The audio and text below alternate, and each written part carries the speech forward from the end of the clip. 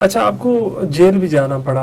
आपकी कोई जाती रंजिश थी जिसकी वजह से जेल गए या कोई? इमरान खान साहब से मैंने बात की थी, मैंने कहा आप उनके साथ ज्यादती कर रहे हैं, उनको टिकट ना दे के ये बात की थी। अदरवाइज वो उनका अपना घराना है, अपनी सियासत है उनकी। तो वो क्यों जनरल फैज साहब के मुखालिफ, तो जनरल फैज साहब शायद माइंड कर गए कि चकवाल के लोगों को क्यों सिफारिश करते हैं। ये भी एक हकीकत थी। बहुत सारे लोग तो ऐसे थे जो उन्होंने भेजे हुए थे, जो खुद वो उन्होंने शामिल करवाए थे पीटीआई में। तो जो खुद शामिल करवाए हो, फिर जिनको खुद जितवाया हो, फिर जिनको खुद वजीर भी क्लियरेंस की हो जिनकी, तो वो फिर मानते सुनते भी हैं, लाइन तो वो टो करते हैं। लेकिन शहजाद अकबर साहब तो कहते थे कि आपके पर्सनल इशू हैं जिसकी वजह से आप जो है उनके साथ तावन नहीं कर रहे थे। मैं समझता था कि जो लोग कैबिनेट का हिस्सा हैं या जो लोग खान साहब के करीब हैं, उनके साथ मैं कंफर्टेबल नहीं था बिल्कुल। अच्छा, मुझे कोई इमरान खान साहब से गिला नहीं था, ना कोई आज है। बाज़ लोगों का ये ख्याल था कि आपके पास मुवक्कलात की तरफ से इशारा आया था और आप welcome to Bukhari podcast. Pakistani सियासत में बेशुमार ऐसे सितारे चमक रहे हैं, दमक रहे हैं, जिन्होंने अपनी मेहनत, अपनी लगन और अपनी सच्चाई के साथ अपना नाम बनाया।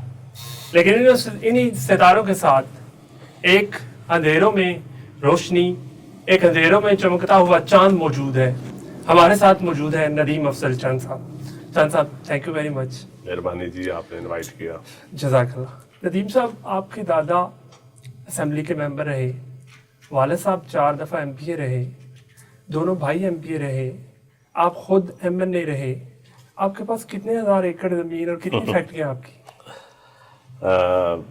लेकिन जी बखारी साहब, ज़मीन तो जो हमारी वरासती है, जो हमारे दादा की थी, अब मेरे हिस्से में तो सच्ची बात है, मेरे ख्याल है 40 एकड़ या 35 एकड़ ही आएगी। लेकिन माशाल्लाह काफ़ी थी, बहुत थोड़ी नहीं थी, लेकिन वक्त के साथ साथ बिकती भी गई। कारोबार पहले वालिद साहब करते थे 1968 में, 69 में ट्रांसपोर्ट का बिजनेस करते थे। लेकिन वो भी फिर हालात ने ऐसा पलटा खाया, जब ख़ानदानी दुश्मनियाँ पैदा हो जाएं, मुसीबतें बन जाएं, तो फिर वो मुसीबतों की नज़र हो गया। जो हमारे इलाकों में, हमारे देहातों में जो जहालत थे कि ये ख़ानदानी दुश्मनियाँ पैदा होती हैं, ये जहालत के ही एक मंबा होती हैं, इसको अच्छा तो नहीं कहना चाहिए जी। उसकी नज़र मेरा फैमिली भी हुई थी, और उसमें फिर कारोबार बिक गया, ख़त्म हो गया। लेकिन 2001 में दोबारा जाकर हमने कारोबार शुरू किया, 2000 में। तो अल्लाह का करम है, शुक्र अल्हम्दुलिल्लाह। मुशर्रफ साहब ने आपको खुद मुस्लिम लीग का में आने की दावत दी, आप डरते नहीं उनको जवाब देने से? नहीं, उस वक्त खालिद मकबूल साहब थे, जनरल एहतशाम ज़मीर साहब, अल्लाह उनको जन्नत नसीब करे, वो फौत हो गए, ये सारे लोग थे। उस वक्त भी कोशिश की गई, उस वक्त पैट्रियाट बनी, पैट्रियाट में मेरे मामू एमएनए थे, वो भी उन्होंने इनकार किया। भाई मेरा एमपीए था, उस वक्त कज़न मेरा एमपीए था, जो ग्रेजुएशन की वजह से, और हमारे पास कैंडिडेट नहीं था। तो लेकिन शुक्र अल्हम्दुलिल्लाह मजबूत रहे। इसके ऑफर्स भी चल रही थी और साथ मुकदमात भी चल रहे थे। नहीं, बहुत कुछ फेस किया उस वक्त। अच्छा, आपको जेल भी जाना पड़ा। आपकी कोई जाती रंजिश थी जिसकी वजह से जेल गए या कोई कैसा? मैं थाना में रहा हूँ, जेल में थोड़ी देर रहा हूँ थाने में। ये मारे भी खाई, सोटे भी खाए। वो तो रेस्टोरेशन ऑफ जुडिशरी में 2007 में। जी जी। तो उस वक्त जब इफ्तिखार चौधरी के वक्त बीबी शहीद का था कि अदलिया की बहाली की तहरीक चलाएं, तो उस वक्त उस तहरीक में अच्छा खासा हिस्सा लिया। एक दफ़ा ये भी हुआ था कि आपको पुलिस ने इतना मारा कि आपके जिस्म पे 26 चोटें आई।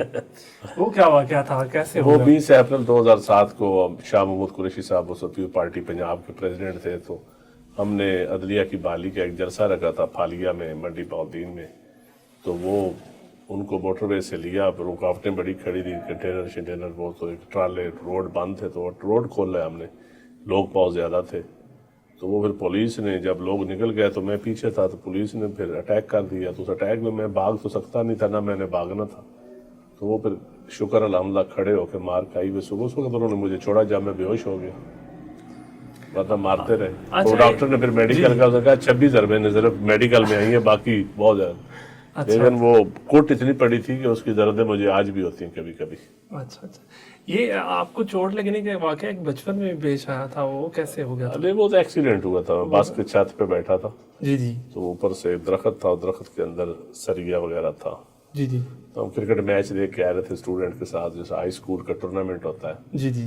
तो वो टूर्नामेंट में नारे लगाते हुए आ रहे थे, हमारी टीम गोजरा में, मैं उस वक्त पढ़ता था। तो उसमें एक्सीडेंट हुआ था, 6 बच्चे फौत हो गए थे, 5-6 बच्चे, मैं अकेले ही बचा था। اللہ پاک نے آپ کو زندگی ہیڈ دی۔ انجری ہوئی تھی بڑی سیریس، ڈاکٹر بشیر صاحب سے نیورو سرجن لاہور میں جنرل ہاسپٹل میں، اچھا یہاں لے آئے تو اللہ ان کو زندگی جنت دے، انہوں نے بڑا کامیاب آپریشن کیا تھا، اس کی وجہ سے مجھے دوسری زندگی ملی۔ اچھا اچھا اچھا چند صاحب، مشرف کے دور میں آپ پہ وہ مقدمات بنتے رہے، آفرز بھی ہوتی رہیں، سختیاں بھی آتی رہیں، جیل بھی جانا پڑا، آپ کے ورکرز کو بھی بہت تنگ کیا گیا، کون سی ایسی چیز تھی جو آپ کو ثابت قدم رکھے ہوئے تھی؟ دیکھیں دو چیزیں تھیں، ایک تو میں سمجھتا تھا کہ ملٹری جو رولز ہے میں اس کے حق میں نہیں تھا قطعاً اس وقت، اور دوسرا جو وہ پارٹی بنا رہے تھے میں سمجھتا تھا کہ جو پارٹی کو فوجی بنا رہا ہے تو جنرل بنا رہے ہیں اس وقت، تو وہ یہ پارٹی کو دیر پا نہیں چلے گی۔ دوسرا شہید بی بی کے ساتھ ایک کمٹمنٹ بھی تھی، ایک پیار کا رشتہ بھی تھا، تو میں نے تو سیاست شروع جو پیو پارٹی سے کی تھی، بالکل اس لیے یہ سوچا نہیں تھا کہ پیو پارٹی چھوڑنی پڑے گی۔ یعنی کہ آپ کا اپنا عزم تھا میں کاف لیگ یا پیٹریاٹ میں سوچ میری نہیں تھی، میں سمجھتا تھا کہ یہ غلط کام ہے۔ بالکل ٹھیک ہے۔ یہ دانسلی پریشر رائز کر کے یا لالچ دے کے آپ کو پارٹی بناتے ہیں یا لوگ توڑتے ہیں، وہ کبھی بھی دیر پا نہیں ہوتی۔ کبھی بھی دیر پا رہی۔ آپ تحریک انصاف میں آئے، تحریک انصاف میں آنے کے بعد آپ کی اپنی ذاتی شخصیت بھی تھی، پی ٹی آئی کا اس وقت بوس بھی تھا، اور پی ایم ایل این کا گراف بھی بہت ڈاؤن تھا۔ آپ الیکشن کیوں آ رہے ہیں؟ کوئی اندر کی بات تھی یا عوام نے ووٹ نہیں دیا؟ نہیں، الیکشن تو اللہ کے فضل سے میں 2018 میں جیت گیا تھا جی، مجھے فیض یاب نہیں ہو سکے؟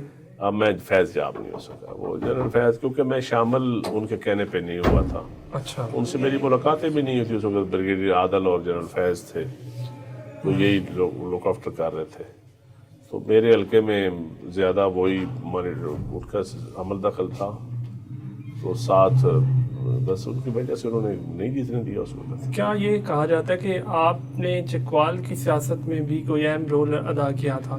شاید یہ وجہ بھی تھی۔ سیاست میں سردار غلام عباس صاحب کا میں، کیونکہ ہمارا پرانا خاندانی تعلق ہے ان سے، اور میں عمران خان صاحب سے میں نے بات کی تھی، میں نے کہا آپ ان کے ساتھ زیادتی کر رہے ہیں، ان کو ٹکٹ نہ دے کے یہ بات کی تھی، ادروائز وہ اپنا گھرانہ ہے، اپنی سیاست ہے ان کی، تو وہ کیونکہ جنرل فیض صاحب کے مخالف تھے، جنرل فیض صاحب شاید مائنڈ کر گئے کہ چکوال کے لوگوں کو کیوں سفارش کرتے ہیں، یہ بھی ایک حقیقت تھی۔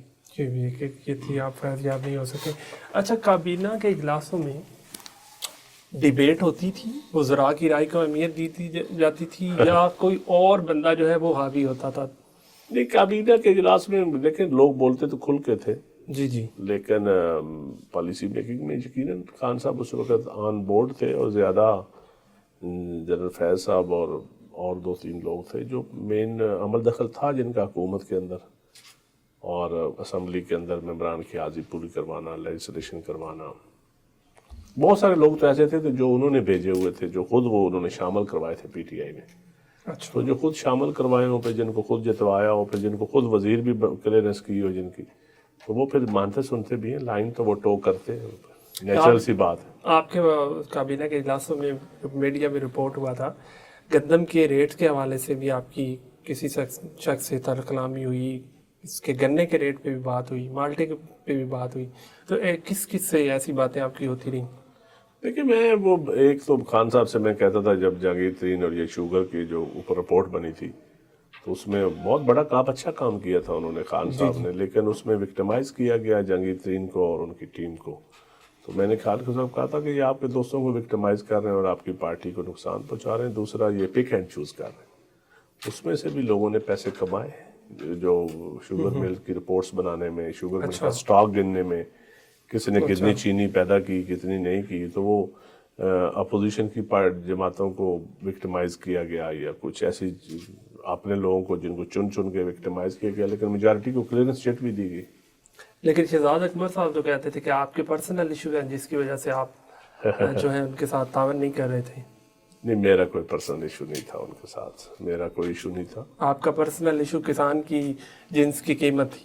نہیں، میں تو ہمیشہ میں سمجھتا ہوں میرے خون میں کسان کا خون شامل ہے، اور میں سمجھتا ہوں کیونکہ میں خود سمجھتا ہوں کہ اس ملک میں سب سے مظلوم جو قوم ہے نا، جو طبقہ ہے، جی جی، وہ کسان ہے، کیونکہ کسان کی آواز جو اوپر جاتا ہے، ترقی کرتے ہیں لوگ، خواہ بیوروکریسی ہو خواہ سیاستدان ہو، تو کسان کی آواز کمزور ہوتی جا رہی ہے، راستے میں انڈسٹریلسٹ، مڈل مین، یا وہ سرمایہ دار جو سرمایہ کے بل بوتے پہ اس میں اسٹاکیہ شامل ہو یا کوئی اور طبقہ شامل ہو، اس کی آواز زیادہ ہوتی ہے، کسان کی آواز کم ہوتی ہے. تو اس کسان بیچارہ بہت چھوٹا 5 ایکڑ کا، 4 ایکڑ کا، 10 ایکڑ کا، 25 ایکڑ کا، ایون 50 ایکڑ کا بھی مالک جو ہے وہ کسان قابل رحم ہے اس ملک میں. اب کسان کی بھی ڈیفینیشن لوگوں نے کی ہوئی ہے، ہر ایک کو کسان سمجھتے ہیں. میں جو سرمایہ دار کسان ہے اس کو وہ کسان نہ لینا، اس کے تو کاروبار ہیں اور بھی، جس کے پلازے ہیں یا انڈسٹری ہیں یا اور بزنس ہے، اس کا تو سورس آف انکم کاشتکاری نہیں ہے نا. کاشتکاری چیف منسٹر صاحبہ تو مافیا کہتے ہیں کسان کو. بس اس کا جواب وہ دیں گی اگلے الیکشن میں، جو مافیا کہتی ہیں وضاحت کریں گی. اگر کسانوں کے لیے اچھا کریں گی تو آئندہ ان کو اچھا رزلٹ ملے گا، ورنہ پہلے سے بھی برا ملے گا. فیلڈ کے اندر آپ کا بچپن سے تجربہ ہے کہ ایک سیاستدان 24/7 5 سال محنت کرتا ہے، اس کے ورکرز محنت کرتے ہیں، اس کے لوگ محنت کرتے ہیں. 5 سال کے بعد وہ اسمبلی میں آتا ہے، لیکن وہاں پہ اس کی اہمیت کی نہیں ہوتی جتنی ایک ٹائی لگانے والے شخص کی، کوٹ پہننے والے اور کوئی کتاب لکھنے والے شخص کی اہمیت ہو جاتی ہے کابینہ میں. اس کی کیا وجہ ہے؟ یہ لوگ کہاں سے آ جاتے ہیں؟ لیکن جی ایک جو قیادتوں کے قریب لوگ ہوتے ہیں، مختلف قسم کے، کئی سرمایہ دار ہوتے ہیں، کئی ان کے دوست ہوتے ہیں، کئی وہ ایک قیادتوں کا ڈیپینڈ کرتا ہے کہ وہ اپنے ورکر کو یا اپنے سیاستدان کو یا گراس روٹس لیول کے اپنی ٹیم کو کون اہمیت دیتا ہے. لیکن بدقسمتی یہ ہے کہ جو شارٹ کٹ سے آئے ہوئے لوگ ہیں، جو انویسٹ کرتے ہیں، جو پالیٹکس میں انویسٹ کرتے ہیں، جو لوگوں پہ انویسٹ کرتے ہیں، وہ ذرا بینیفٹ بہتر اٹھا لیتے ہیں، پروٹوکول بھی بہتر لے لیتے ہیں. تحریک انصاف میں 3.5 سالہ دور میں ورکرز جو ہیں وہ مارے کھا رہے تھے، ان کے کام بھی نہیں ہو رہے تھے. لیکن اس طرح کے جو پیراشوٹ لوگ آپ کہتے ہیں، پیراشوٹ کا لفظ آپ استعمال کرتے ہیں، انہوں نے تو ادھم مچائے رکھا سارے کاموں پہ. وہ مینیپولیٹ کرتے رہے. پیراشوٹر تو ہر دور میں، ہر پارٹی میں، ہر دور میں موجوں میں رہے. اور تحریک انصاف ورکر سے ڈسکنیکٹ تھی. جب اقتدار میں آئی تو اس کا کوئی ورکر سے کنیکشن نہیں تھا، نہ ورکر کی پہنچ تھی اس کے لیڈرشپ تک، اور نہ ماحول تھا وہاں ایسا. پیپلز پارٹی کا ماحول ہے نا، پیپلز پارٹی کا ورکر ای میل کر لیتا ہے، واٹس ایپ کرتا ہے، نعرے لگا لیتا ہے، جلسے میں بول لیتا ہے. جب قیادت آتی ہے اٹھ کے سامنے اس کے گلا پھاڑ کے بول لیتا ہے، الفاظ میں بول لیتا تو ہے. وہ بول لیتا ہے. یہ پیپلز پارٹی کی شروع سے کلچر ہے، ٹریننگ ہے. پی ٹی آئی کا ایسا کلچر نہیں تھا. چند صاحب تحریک انصاف کیوں چھوڑی؟ ایک پالیسی یہ ہے جو بیان کی جاتی ہے کہ آپ نے اپنی علاقائی سیاست جہاں پہ مسلم لیگ کاف کا اثر و رسوخ زیادہ تھا، ایک یہ وجہ بتائی جاتی ہے. ایک وجہ یہ بھی بتائی جاتی ہے کہ آپ جو ہے وہ دل سے مطمئن نہیں تھے پی ٹی آئی کے اندر، جیسے آپ کام کرنا چاہ رہے تھے وہ نہیں تھے. یا تیسری بات یہ کہ کوئی ایسا ایشو تھا جس پہ آپ کو جانا پڑا، سڈن آپ کو چھوڑنا پڑا. دیکھیں، میں بہت سارے ایشوز تھے. میں پہلی تو بات یہ ہے کہ شامل ہونے کے کچھ 6 مہینے بعد میں سمجھتا تھا کہ جو لوگ کیبنٹ کا حصہ ہیں یا جو لوگ خان صاحب کے قریب ہیں ان کے ساتھ میں کمفرٹیبل نہیں تھا بالکل. اچھا. مجھے کوئی عمران خان صاحب سے گلہ نہیں تھا، نہ کوئی آج ہے. اچھا. نہ مجھے ذاتی طور پہ وہ عزت کرتے تھے. بڑا سچی بات ہے، مجھے انہوں نے، میں الیکشن بھی ہارا یا ہروایا کہ اس کے باوجود بھی انہوں نے مجھے ایسے پی ایم بنایا اور اپنی کیبنٹ میں بھی لے گئے. تو مجھے ان سے تو کوئی گلہ نہیں تھا. لیکن جو ان کے دائیں بائیں جو لوگ تھے، بیوروکریسی کے یا سیاست کے ریلیٹڈ لوگ تھے، یا جو طاقتور طبقہ تھا ایک، ان سے مجھے گلا تھا. اس کے لائف سٹائل سے، مطلب ان سے میں کمفرٹیبل بالکل نہیں تھا. یہ بھی میں سمجھتا تھا کہ اب اقتدار میں آ کے اگر یہ لوگ اتنے طاقتور ہیں تو یہ لوگ تو پھر ہر وقت اقتدار رہیں گے طاقتور. تو ان کا ایک سوچ بھی تھی، وہ سمجھتے تھے کہ شاید مرضی کا چیف لگوا لیں گے، مرضی کا ہر چیز ہوگی تو آئندہ اقتدار بھی میرا ہوگا. تو میں اس لیے مطمئن نہیں تھا. بعض لوگوں کو یہ خیال تھا کہ آپ کے پاس موکلات کی طرف سے اشارہ آیا تھا اور آپ نہیں، میں نے جب چھوڑا تھا اس وقت ان کا عروج تھا. 2021 کے 22 کے شروع میں 21 میں وہ تو اس وقت عروج پہ تھے. اس وقت تو اگلے 5 سال کی بھی ان کی تیاری تھی. یہ تو بعد میں کرائسس آیا پی ٹی آئی کے اوپر یا خان صاحب کے اوپر. جب میں نے چھوڑا اس وقت ان کے اوپر کرائسس نہیں تھا. اس وقت آپ کے دونوں بھائی پی ٹی آئی میں موجود تھے؟ میرا بھائی گلریز ایم پی تھے پی ٹی آئی میں. اچھا، ایک جب پہلی دفعہ عدم اعتماد کی تحریک کی بازگشت شروع ہوئی تو خان صاحب نے فیصلہ کیا کہ میں عوام کے پاس جانے لگا ہوں. تو اس وقت انہوں نے سب سے پہلا جلسہ جو ہے وہ منڈی باؤدین میں کیا تھا. آپ کے دونوں بھائی جو ہیں، آپ کا ایک بھتیجا اور وہاں پہ تحصیل صدر جو ہیں، انہوں نے ان تک محنت کی، اس جلسے کو کامیاب کیا اور بوسٹ ملا. اتنا بڑا جلسہ ہوا. اور آپ کے بھائی جو ہیں اس کے بعد مسلسل جتنی بھی تحریکیں آئیں، جیل بھی گئے. آپ کے ماموں بھی جیل میں رہے، دونوں ماموں جیل میں رہے، بھائی بھی جیل میں رہے. انہوں نے بڑی محنت کی اور اپنی تحصیل میں तमाम यूनियन काउंसिल्स में बॉडी भी बनाई, इसके बावजूद भी एक पैसे वाले शख्स को टिकट मिल गई। इसकी वजह आप थे या पैसा था?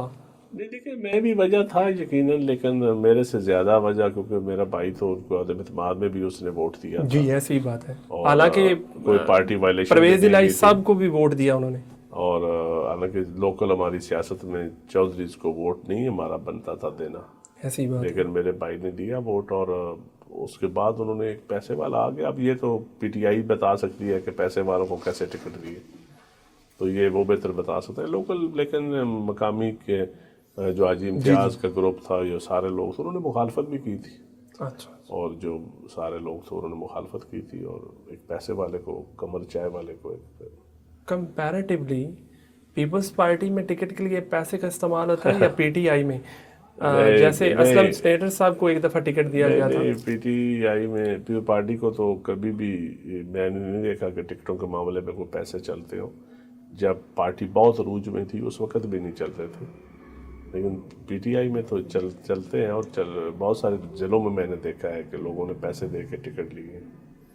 अच्छा अच्छा, क्योंकि जो पॉपुलर पार्टियां रही हैं ना, पीटीआई रही है, जी पार्टी जब पॉपुलर पार्टी थी उस वक्त भी उसका टिकट तो मेरा नहीं ख्याल। अब सिंध में लोगों ने टिकट लिए, एमपी एमएनए, किसी ने पैसे दे के तो नहीं लिए। ठीक है, चलो सिंध में तो पॉपुलर पार्टी है ना पीपल पार्टी, बाकी में जिसके पास टिकट है वो जीत रहा है, वो जीत का टिकट है। जी, तो ऐसी कोई बात नहीं, पीपल पार्टी में ऐसी कोई बात नहीं, लेकिन पीटीआई में मैंने लोगों को देखा है। जुल्फ़िकार अली भुट्टो साहब ने और खान साहब ने दोनों ने यूएन में बैठकर आलमी ताकतों को ललकारा।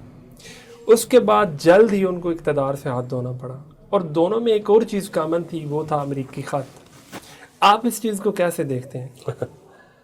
देखिए, मैं जुल्फ़िकार अली भुट्टो साहब को तो तारीख में अब सामने आ चुका है कि उनको हेनरी किसिंजर ने और उस वक़्त के मैसेंजर्स जो थे, जी उन्होंने क्या क्या मैसेज दिए कि एटमी पावर ना बनाए, या ओआईसी की कॉन्फ्रेंस के बाद जो अरब ममालिक, मुस्लिम ममालिक को इकट्ठा करना चाहते थे, तो उसकी सज़ा उनको तो मिली। एक ज़हीन लीडर, इतना ज़हीन लीडर ऐसी तरक्की पजीर मुल्क में, बड़े मुल्कों को जो तरक्की याफ्ता होते हैं या जिनकी इकानमी पे या सुपर पावर हर लिहाज से काबिज होते हैं, तो वो नहीं बर्दाश्त करते।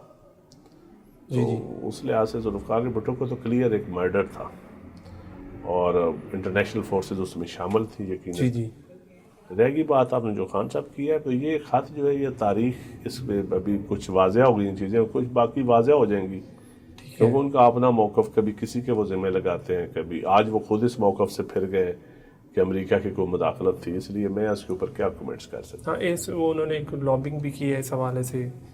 नहीं, आज वो पीटीआई का वो मौक़िफ़ नहीं है जो उनका इलेक्शन में या उस वक्त अज़म एतमाद के बाद से जो मौक़िफ़ रहा है, आज वो उनका मौक़िफ़ चेंज हो गया। आपने खान साहब के खिलाफ गवाही क्यों नहीं दी? नहीं, गवाही देखे, मैं 190 मिलियन के केस में यकीनन मैं एक तो मैं नहीं था, मैं कैबिनेट का हिस्सा, मतलब कैबिनेट का मेंबर नहीं था, ऑन ओथ नहीं था। जी, मैं स्पेशल इन्वाइटी के तौर पे कैबिनेट में बैठता था। दूसरा, मैं समझता हूँ कि गवाही, जब सच्चाई हो, गवाही देना फ़र्ज़ है। जी, जब सच्चाई, गवाही देना फ़र्ज़ है, ठीक है। लेकिन जब निज़ाम अदल ठीक ना हो, तो फिर गवाही की वजह से, आपकी गवाही की वजह से किसी गलत को सज़ा हो जाए या कोई सही हकदार बच जाए, तो वो मैं अफोर्ड नहीं कर सकता। मैं जिनके मानने वाला हूँ, उसमें अदल बड़ा बुनियादी तकाजा है। तो जब अदल के मेयार के मुताबिक कोई चीज़ ट्रायल ना हो रहा हो, तो उस पर मैं कैसे अफोर्ड कर सकता हूँ। अब पीपल्स पार्टी की तरफ आते हैं, बिलावल साहब और जरदारी साहब, कौन सा ऐसा लीडर है जो अपने वर्कर के साथ ज़्यादा कनेक्टेड है, और किसकी पॉलिसीज़ जो है वो ज़्यादा काम करती हैं, जिन पे ज़्यादा अमल होता है, और क्या होना चाहिए? कोई फ़र्क है? पीपल पार्टी का एक कल्चर है, वहाँ वर्कर की सुनी जाती है, और वर्कर की कनेक्शन हर हवाले से रहता है अपनी क़यादतों के साथ। तरीक़ाकार अपनापन होता है हर क़यादत का। जरदारी साहब जब एक्टिव हुए तो उन्होंने प्रेसिडेंसी में भी लोगों को बुलवाया, लोगों को सुनते थे। जी। फिर कोर्ट ने स्टे भी दे दिया कि प्रेसिडेंसी में आप सियासत नहीं कर सकते। जी। इसलिए ज़रा उनका डिसकनेक्शन हो गया वर्कर के साथ। तो अब बिलावल साहब हैं, वो जलसे कर रहे हैं, वो जलसों में जा रहे हैं, जलसे कर रहे हैं, और वो चीज़ें सामने आ गई हैं उनकी, और वो उससे वर्करों में जो नए वर्कर बने हैं, यंगस्टर लोग हैं, या पुराने वर्कर जो फैमिली वाइज مطلب 20-25-50 سال سے جو پیپلز پارٹی کے ساتھ آ رہے ہیں، تو وہ اب ان کا اپنی قیادت کے ساتھ دوبارہ ملنا ان کو ایک اچھی چیز ہے، خوش آئند ایک رابطہ رہتا ہے۔ اسی شہر جس شہر میں ہم بیٹھے ہیں، یہاں پہ ڈاکٹر مبشر حسن صاحب کے گھر میں بننے والی جماعت اور 1986 یعنی کہ بھٹو صاحب کے بعد بھی جتنا بڑا ویلکم بی بی شہید کو ہوا شاید پاکستان کی تاریخ میں کبھی بھی نہ ہو، اس کے باوجود لاہور میں 900 ووٹ 500 ووٹ پیپلز پارٹی اس کو کیسے دیکھتی ہے؟ دیکھیں پیپلز پارٹی میں دو چیزیں، ایک تو دیکھیں تنظیمی طور پہ ہم یقیناً کمزور ہوئے، جی جی، دوسرا بی بی کی شہادت کے بعد ایک لمبا عرصہ بی بی ایگزائل میں بھی شہادت سے پہلے رہی اور ایک ورکر کے ساتھ ڈسکنیکشن بھی پیدا ہو گیا۔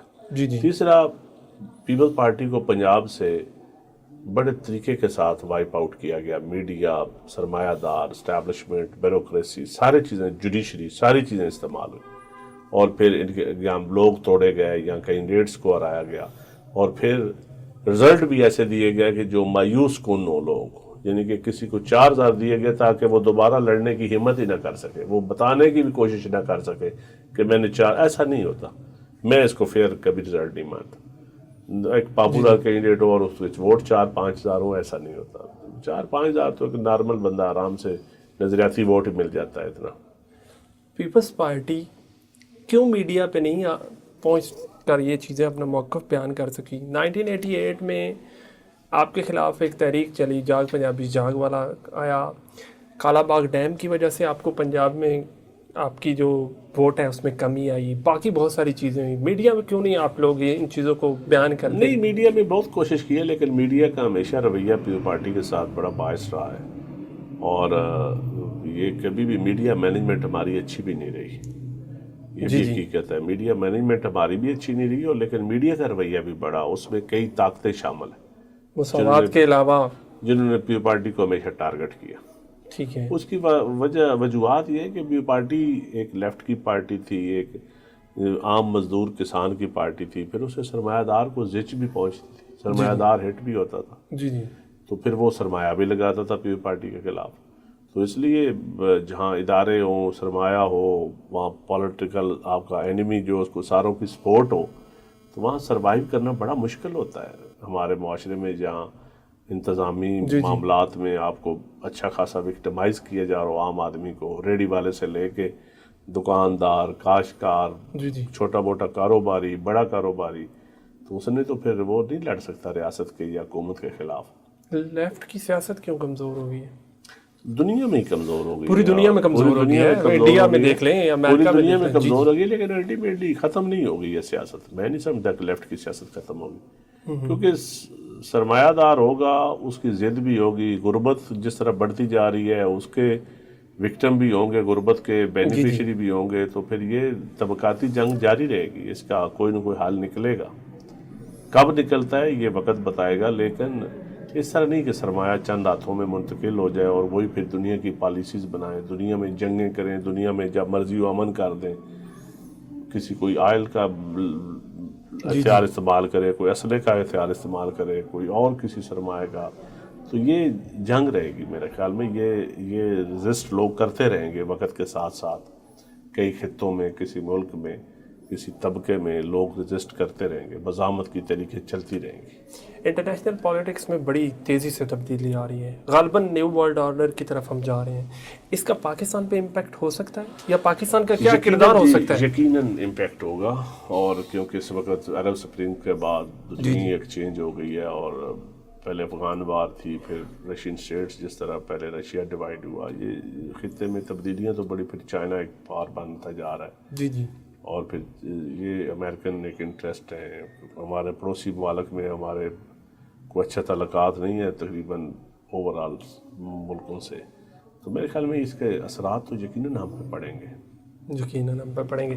انٹرنیشنلی ایک بات ہے کہ جب آپ کے چیئرمین جو ہے وہ فارن منسٹر تھے، تو انہوں نے خود جا کر فیس بک کے آفس کو وزٹ کیا اور فیس بک کی مونیٹائزیشن کے حوالے سے بڑی کوشش کی، گو کہ وہ اس پہ مکمل طور پہ کامیاب نہیں ہو سکے، لیکن ایک امید نظر آئی۔ پاکستان میں بہت زیادہ کنٹینٹ کریٹرز ہیں، اور ابھی فائر وال کی وجہ سے پاکستان جو دنیا کے چوتھے نمبر پہ آن لائن ارننگ میں کام کر رہی انڈسٹری تھی وہ بیٹھنا شروع ہو گئی ہے. ہر بندے کا میں سمجھتا ہوں جو نیٹ ہے اس کے بڑے عام آدمی کو میں نے دیکھا ہے آن لائن کلاسز بھی لوگوں میں دیہاتوں میں چلے جائیں, شہروں میں چلے جائیں, لوگ کاروبار کر رہے ہیں نیٹ کے اوپر بیٹھ کے, لوگ اپنا کمپیوٹر کا استعمال بہت زیادہ کر رہے ہیں. لوگوں کو مشکلات ہیں اور میں سمجھتا ہوں کہ اس کو بالکل نارملائز کرنا چاہیے اور سوشل میڈیا کو بھی اوپن کرنا چاہیے, بلکہ یہ تو ہمارا سورس آف انکم ہماری قوم کا, یہاں 12-13 کروڑ بندہ استعمال کر رہا ہو, آپ کا نیٹ استعمال کر رہا ہو, سوشل میڈیا استعمال کر رہا ہو, تو وہاں تو یہ آپ کی طاقت بننا چاہیے قوموں کی, ملکوں کی,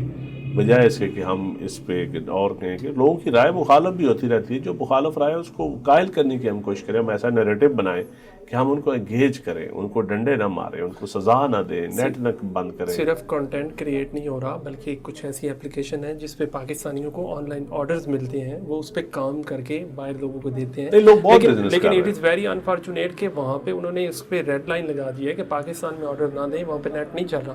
میری آپ سے جو گزارش ہے وہ یہ ہے کہ کیا آپ ان لوگوں کی آواز بن کے بلاول صاحب تک یہ بات پہنچائیں گے؟ ہم نے پہلے بھی پہنچائی ہے, ہماری پارٹی کے اندر یہ چیز ڈسکشن بھی ہوئی ہے, اور پچھلے دنوں وی پی این کے اوپر بھی بلاول صاحب نے اسٹیٹمنٹ دی تھی, اور جو ٹویٹر بند ہے پاکستان میں, ان چیزوں پہ میں سمجھتا ہوں کہ یہ کوئی اچھی چیز نہیں ہے. ہم تو اس کی مذمت کرتے ہیں. آپ تمام دیکھنے والوں کو وعدہ کریں یہاں پہ کہ آپ بلاول صاحب سے ضرور یہ بات کریں. میں ضرور بات کروں گا, بلاول صاحب سے بھی بات کروں گا, زرداری صاحب سے بھی بات کروں گا, بالکل کروں گا. بالکل, بہت اچھی بات. اچھا, اب تھوڑا سا موجودہ پوزیشن پہ آ جاتے ہیں. موجودہ پوزیشن میں کوئی سردار نصر اللہ صاحب جیسا بندہ, کوئی ایسا بندہ جو میڈیشن کرائے. پاکستان میں صورتحال ایسے ہے کہ اب ہر چیز ڈوب رہی ہے. پیپلز پارٹی میڈیشن دیکھیں, پیپلز پارٹی کردار ادا کر سکتی ہے اور زرداری صاحب بھی کر سکتے ہیں, لیکن اصل چیز ہے کہ پی ٹی آئی کی گارنٹی کون دے گا؟ وہ جو بات کریں گے, طے کریں گے, اس پہ کون کھڑا رہے گا؟ پارٹیوں کی ایک گارنٹی ہوتی ہے, آپ پالیسی جب چینج کر لیتے ہیں وقت کے ساتھ ساتھ ایک دن اور پالیسی ہوتی ہے, لیکن عدم اعتماد سے لے کے آج تک ان کی کوئی 10 اسٹیٹمنٹس آئی ہیں مختلف حوالوں سے, حکومت گرانے کے حوالے سے, حکومت بنانے کے حوالے سے, باجوہ صاحب کی ایکسٹینشن کے حوالے سے, باجوہ صاحب کو پھر پہلے گالیاں, پھر نیوٹرل, پھر تعریفیں, پھر ان کو سالس بھی بناتے رہے, ساکم نثار کے بارے میں, پھر یہ بہت ساری چیزیں ایسی ہوئیں جو وقت کے ایسی, جب آپ کی ایک ایسی پالیسیز آپ کی ہو جائیں, آپ یا بیانیاں بنا لیں آپ کہ جس کو مرضی آپ کے ٹویٹر کا ایک گروپ اور فیس بک کا ایک گروپ, سوشل میڈیا گروپ ایک گالیاں دینا شروع کر دے یا تعریفیں کرنا شروع کر دے, تو جینون جو گراؤنڈ پہ سیاست کرتے ہیں وہ پھر اس پہ نہیں کھڑے رہتے. پی ٹی آئی کے لوگ جینون جو ابھی بھی سیاست کر رہے ہیں وہ سمجھتے ہیں کہ ہمارے کے اوپر حاوی ہو رہے ہیں سوشل میڈیا کے جو لوگ ہیں, جو کنٹینٹ بنا رہے ہیں, جو گالی گلوچ کرتے ہیں, وہ حاوی ہو جاتے ہیں. تو یہی رکاوٹ ہے. لیکن اب میں سمجھتا ہوں کہ پی ٹی آئی نے ایک کمیٹی بنائی ہے اور پولیٹیکل فورسز کو ڈائلاگ اس میں کرنا چاہیے. ڈائلاگ ہوگا تو جو ملک آگے چلے گا. یقیناً ڈائلاگ ہوگا تو ملک آگے چلے گا, اور سیاسی لوگ آگے آئیں گے تو تب ملک آگے چلے گا. اچھا, یہ بتائیں کہ پاکستان پیپلز پارٹی کا جو ورکر ہے وہ کبھی بھی مسلم لیگ نون کو تسلیم نہیں کرتا. الیکشن کے علاوہ جب بھی آپ کی پولیٹکس چل رہی ہوتی ہے پارلیمانی, وہاں پہ آپ اور مسلم لیگ نون مل کے کام کرنا شروع کر دیتے ہیں. آپ کیا کہیں گے اس بارے میں؟ دیکھیں, پیپل پارٹی کا جو ورکر ہے نا, وہ ضیاء الحق کی سوچ اور ضیاء الحق کی وجہ سے مسلم لیگ کے بھی ایک اینٹی, اور میاں صاحب کے اور ان معاملات میں اینٹی تھا. اور پھر وقت کے ساتھ ساتھ چارٹر ڈیموکریسی بھی شہید بی بی نے اور میاں صاحب نے کیا. پھر اس کے بعد اکٹھے اب حکومت, پہلے پی ڈی ایم میں بھی اکٹھے رہے, پھر اب بھی حکومت بنانے میں پیپل پارٹی کا کردار ہے. لیکن مسلم لیگ کیونکہ اسپیس نہیں دیتی. پیپل پارٹی کا ورکر ایک جاندار ورکر, ایک نظریاتی قسم کا ورکر ہے, اور اس کو پولیٹیکل سوجھ بوجھ بھی ہے, اور یہ گالی گلوچ بھی نہیں کرتا میڈیا کے اوپر, سوشل میڈیا کے اوپر. تو میرے خیال میں اب مسلم لیگ کو سپیس دینی چاہیے. ورکر کسی بھی جماعت کا ہو, خواہ مسلم لیگ کا ہو, پی ٹی آئی کا ہو, پیپل پارٹی کا ہو, ورکر ایک طبقہ ہے, ایک خاندان ہوتا ہے, ایک فیملی ہوتی ہے, اور اس کا میں سمجھتا ہوں ایک آپس میں بھی ایک رشتہ ہونا چاہیے, کیونکہ کلاس مختلف ہے. یہ اصل تو یہی لوگ اسٹرگل کرتے ہیں پولیٹیکل سسٹم میں, لیکن انفارچونیٹلی ورکروں کی آواز بہت کم لوگ بنتے ہیں, اور یہی وجہ ہے کہ ورکر ہمیشہ گھاٹے میں رہتا ہے, فائدے میں نہیں رہتا. فائدے کوئی اور اٹھاتا ہے, ماریں کوئی اور کھاتا ہے. وہ پنجابی کہتے ہیں نا, مار کھانے والے اور ہوندے, چوریاں کھانے والے اور ہوندے. بلاول صاحب ابھی تک ناراض ہیں حکومت سے؟ نہیں حکومت سے تو یقیناً جو کمیٹی بنی ہے تحفظات انہوں نے اپنے تحفظات دیے ہیں انہوں نے، جو 16 امینڈمنٹ 26 امینڈمنٹ سے پہلے بعد میں حکومت بناتے وقت جو کمٹمنٹس تھیں، جو سسٹم کے حوالے سے، اچھی گورننس کے حوالے سے، لوکل گورنمنٹ کے حوالے سے، پی ایس ڈی پی اے ڈی پی کے حوالے سے پرائرٹیز ہونی چاہیے تھی کہ کون سا علاقہ ہے جس کو زیادہ فنڈ ملے، تو ان میں جو کنسلٹیشن تھی وہ پیپلز پارٹی کے ساتھ ایگریمنٹ تھا نون لیگ کا، اور میں سمجھتا ہوں کہ وہ آنر نہیں کیا جا رہا۔ گورنرشپ کیوں نہ ملی؟ اور ایک اور بات کہ کامران ٹیسوری صاحب تو بڑے پاورفل گورنر ہیں، پنجاب میں گورنر صاحب نہیں، پنجاب میں بھی ماشاءاللہ گورنر جتنی کانسٹیٹیوشنل پاورز ہیں وہ تو ہیں ہی، جی جی، اور ایک کامران ٹیسوری صاحب کو کراچی ایک ہیڈ کوارٹر ہے، کراچی ایک شہر ہے بہت بڑا، اور وہاں میڈیا کے بھی میڈیا ہاؤسز ہیں، تو اس وجہ سے وہ ذرا زیادہ میڈیا مین رہتے ہیں، لیکن ہمارے گورنر صاحب بڑے شریف النفس انسان ہیں، اور جہاں تک گورنری نہ ملنے کے یہ پارٹی کا فیصلہ ہے، جو پارٹی فیصلہ کرے اور جو میرے مولا کو منظور ہو، اس پہ ہمیں کوئی ندامت نہیں، کوئی پشیمانی نہیں۔ بطور پی اے سی چیئرمین آپ نے 2 انکوائریاں کی تھی، ان کا کیا بنا؟ میں نے بڑی انکوائریاں کی تھی، ایک رائل فارم کی انکوائری کی جی، تھی، رائل ایک صدام بلوچ لڑکا بلوچستان میں قتل ہوا تھا اس کی، تو یہ انکوائریاں تو بڑی کی ہیں، کتابوں میں پڑھی ہیں، کچھ کے اوپر ایکشن ہو بھی گیا تھا، کچھ کے اوپر نہیں ہوا تھا۔ آج بھی حالات وہی ہیں۔ بہرحال آپ یہ بتائیں کہ 8 فروری کو کیا ہوا ہے، آپ کے ساتھ کیا ہوا ہے اور پورے پاکستان میں کیا ہوا ہے؟ دیکھیں جی، زیادتی ہوئی ہے، فری اینڈ فیئر الیکشن نہیں تھے یہ، جی جی لیول پلینگ فیلڈ نہیں دی گئی، جی جی، اور میں سمجھتا ہوں یہ پاکستان کے ساتھ، اس سسٹم کے ساتھ، جمہوریت کے ساتھ یہ ایک ظلم ہوا ہے۔ آخر میں تھوڑے سے ذاتی سوالات، آپ کتاب، شاعری، فلم، ڈرامہ کس کو پسند کرتے ہیں؟ نہیں، میں اگر ٹائم ملے نا جی تو میں کتابیں بھی پڑھتا ہوں تھوڑی بہت، زیادہ نہیں، ایڈیٹوریل زیادہ پڑھتا ہوں، بایوگرافیز پڑھتا ہوں، اچھا، اور شاعری ضرور پڑھتا ہوں، لیکن مجھے شعر یاد نہیں رہتا، لیکن میں کس کو سب سے فیض زیادہ؟ احمد فیض صاحب کو، غالب صاحب کو، علامہ اقبال صاحب کو پڑھتا ہوں میں۔ اگر آپ کا شاعری کے ساتھ شغف ہے تو یقیناً محبت ہوئی ہوگی۔ آپ بتانا چاہیں گے محبت کب ہوئی؟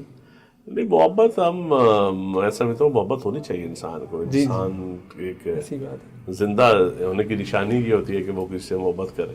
ایسی بات ہے۔ فیملی کو ٹائم کب دیتے ہیں؟ اتنی مصروف بہت تھوڑا ٹائم دیتا ہوں، یہ مجھے سچی بات، اس بات پہ شکوہ ہے، پہلے بچے اب میرے بڑے ہو گئے ہیں، 8-10 سال ان کو ٹائم نہیں دے سکا پراپر، تو اس بات اور پہ ابھی کبھی بھی نہیں دے رہا۔ اس بات پہ کبھی لڑائی ہو جاتی ہے؟ نہیں، بچے شکوہ کرتے ہیں، شکوہ ہے، اگر نہ لڑائی پیرنٹس کو ٹائم دے سکتے ہیں پراپر، نہ فیملی کو دے سکتے ہیں، فیملی لائف ہوتی نہیں ہمارے جیسے لوگوں کی، جنہوں نے فل ٹائم سیاست کرنی ہو، صبح سے نکلنا اور رات 11-12 بجے واپس آنا، اور یہ نہیں پتا کہ آج رات کو آپ نے کہاں رہنا ہے، تو ایسے لوگوں کی سیاست بڑی کام ہوتی ہے۔ اگر آپ آپس میں جھگڑا ہو جائے تو کون مناتا ہے، آپ یا آپ کے گھر والے؟ نہیں، ہمارا جھگڑا ہوتا ہی نہیں، اتنا جھگڑا، ہم جھگڑالو ہیں ہی نہیں، ٹائم ہی نہیں ملتا اتنا۔ اتنا کھچ کے ہم عادی نہیں ہے۔ اچھا، والدہ کے زیادہ قریب ہیں یا والد صاحب کے؟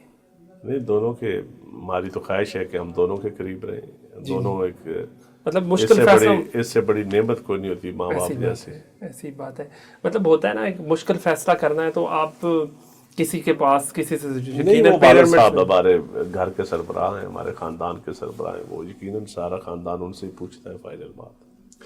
آخر میں آپ کی طرف سے پاکستانی نوجوانوں کے لیے اور پاکستانی عوام کے لیے، خصوصاً کسانوں کے لیے کوئی پیغام؟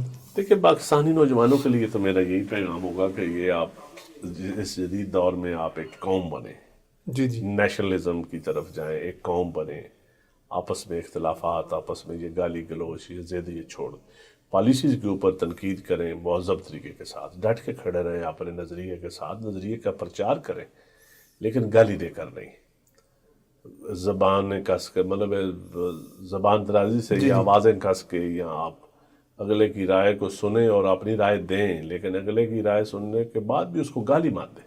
جی جی، تو یہ ہمارے ملک میں تھوڑا سا یہ ایک المیہ ہے۔ تو رہ گئی بات، کسانوں کو چاہیے، میں سمجھتا ہوں کہ اپنے ایم پی ایم این اے یا جن کو بھی ووٹ دیے، خواہ کو الیکشن ہار گئے، جی جی، ان کو کہیں کہ آپ کے لیے بولیں، جی جی، جیسا ٹیچرز ہیں، حکومت طبقوں کو، ٹیچرز ہو گئے، کسان ہو گئے، کلرکس ہو گئے، یا چھوٹے موٹے مزدور ہو گئے، لیبرز ہو گئے، ان کے لیے بولنا میں سمجھا فرض ہے ہر سیاستدان کے لیے. اور جو نہیں بولتا اس کا مطلب ہے کہ وہ اپنی قیادت کے سامنے بھی نہیں بولتا. جو ٹی وی پہ یا سوشل میڈیا پہ، ویسے تو آپ نے دیکھے نا ہر ٹک ٹاک بناتے ہیں میجورٹی، اب فیس بک پہ، لیکن اگر ان طبقوں کے لیے نہیں بولتے تو اس کا مطلب ہے کہ وہ حق ادا نہیں کر رہے. تو یہ لوگوں کو بھی سوچنا چاہیے کہ کون سا آپ کے علاقے کا سیاستدان آپ کے ان محروم طبقوں کے لیے جن کو ضرورت ہے، دکاندار، ریڑھی والا، کسان، جو ماڑا طبقہ ہے، اس ماڑے طبقے کے لیے کون بولتا ہے. ندیم صاحب، آپ نے ٹیچرز کی بات کی تو پچھلے سال اکتوبر میں یہی ایشو بنا تھا، تو سب سے پہلے آپ کے آنے کی وجہ سے یہ ایشو بہت ہائی لائٹ ہوا تھا اور پرائیویٹائزیشن رک گئی تھی. میں سمجھتا ہوں کہ ٹیچرز کے ساتھ زیادتی ہو رہی ہے. جی جی. جو ہمارے سرکاری سکول ہیں اس کے ساتھ زیادتی سمجھیں، غریب عوام کے ساتھ زیادتی ہے، کروڑوں لوگوں کے ساتھ زیادتی ہے. جی جی. صاحب حیثیت لوگ تو پرائیویٹ سکولوں میں پڑھ سکتے ہیں، لیکن 70% غریب لوگ ہیں. جی جی. 70% لوگ وہ ہیں جو سرکاری سکولوں کی، پرائیویٹ سکولوں کی فیسیں نہیں دے سکتے، اور ان کے لیے یہ ٹیچر بہت بڑا سرمایہ ہے. اور ٹیچروں کے ساتھ بیٹھ کے حکومت کو مذاکرات کرنے چاہیے، ان کو اپر گریڈ کریں، ان کو ٹیکنالوجی دیں، ان کو اس معاشرے میں عزت دیں. ایک معلم کا کردار ہے، اور جس نے مجھے ایک لفظ پڑھایا وہ میرا آقا قرار پایا. یہ دیکھیں نا، یہ کن کا فرمان ہے. جی بالکل. تو میں سمجھتا ہوں کہ حکومت کو، اسپیشلی پنجاب حکومت کو چاہیے کہ ٹیچر کے ساتھ بات چیت کریں. میں تھوڑا سا اس میں ایڈ کرنا چاہوں گا کہ جو لوگ 2014 سے بھرتی ہیں وہ تب سے لے کر ابھی تک کانٹریکٹ میں ہیں. اسی طرح یہ علیحدہ پروگرام کریں گے، آپ کا پروگرام بڑا لمبا ہو جائے گا، یہ پھر کریں گے. چلیں جی، بہت شکریہ، تھینک یو سو مچ، آپ نے بڑا ہمیں ٹائم دیا، جزاک اللہ.